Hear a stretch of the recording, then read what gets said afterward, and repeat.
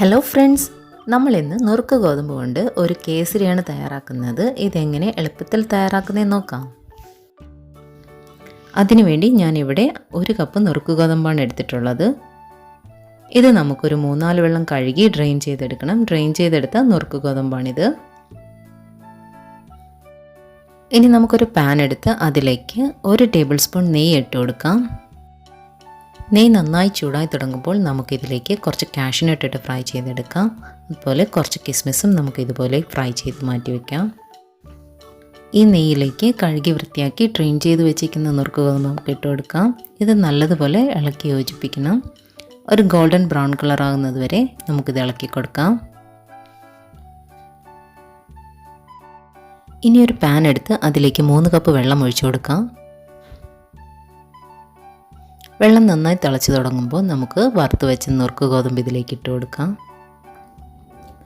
ഇത് നല്ലതുപോലെ ഇളക്കി നമുക്കൊരു 10 മിനിറ്റ് മീഡിയം ഫ്ലെയിമിൽ വെച്ച് വേവിച്ചെടുക്കാം. ഇത് ഇടയ്ക്കിടയ്ക്ക് ഇളക്കി കൊടുക്കണം. നോൺ സ്റ്റിക്ക് പാനായിട്ട് കുഴപ്പമില്ല, സാധാരണ പാത്രമാണെങ്കിൽ അടിയിൽ പിടിക്കാൻ സാധ്യതയുണ്ട്. ഇപ്പോൾ ഒരു 10 മിനിറ്റ് കഴിഞ്ഞിട്ടുണ്ട്. നമ്മുടെ നുറുക്ക് ഗോതമ്പ് നന്നായി വെന്ത് കിട്ടിയിട്ടുണ്ട്. ഈ കേസരിക്ക് ഒരു കളർ കിട്ടുന്നതിന് വേണ്ടി കുറച്ച് റെഡ് ഫുഡ് കളർ ഞാൻ കുറച്ച് പാലിൽ മിക്സ് ചെയ്ത് ഇതിലേക്ക് ചേർത്തതാണ്.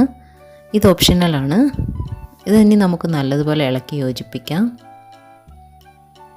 ഇതിലേക്ക് നമുക്കൊരു 3/4 കപ്പ് പഞ്ചസാര ചേർത്ത് കൊടുക്കാം. ഇത് നമുക്ക് നല്ലതുപോലെ ഇളക്കി യോജിപ്പിക്കാം. ഈ പഞ്ചസാരയൊക്കെ നന്നായി മെൽറ്റായി ഒരു ലൂസായ രൂപത്തിൽ കിട്ടും.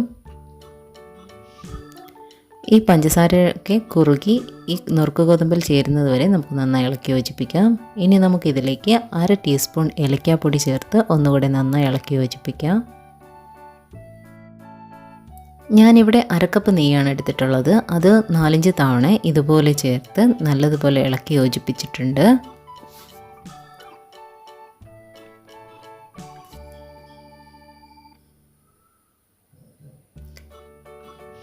നമുക്കിനി വറുത്ത് മാറ്റി വെച്ച കാഷ്യൂനട്ടും കിസ്മിസും ചേർത്ത് കൊടുക്കാം. ഇനി നല്ലതുപോലെ ഇളക്കി യോജിപ്പിക്കാം.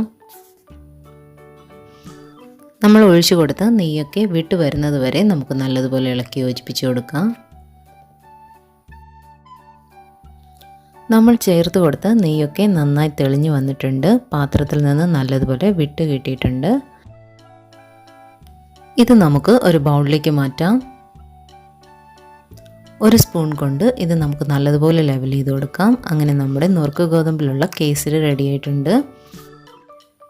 ചെറുതായിട്ട് ഇതിൻ്റെ ചൂടൊന്ന് മാറി തുടങ്ങുമ്പോൾ ഈ ഒരു ഷേപ്പ് കിട്ടുന്നതിന് വേണ്ടി നമുക്കിതൊരു പാത്രത്തിലേക്ക് ഇങ്ങനെ കമഴ്ത്തി കൊടുക്കാം.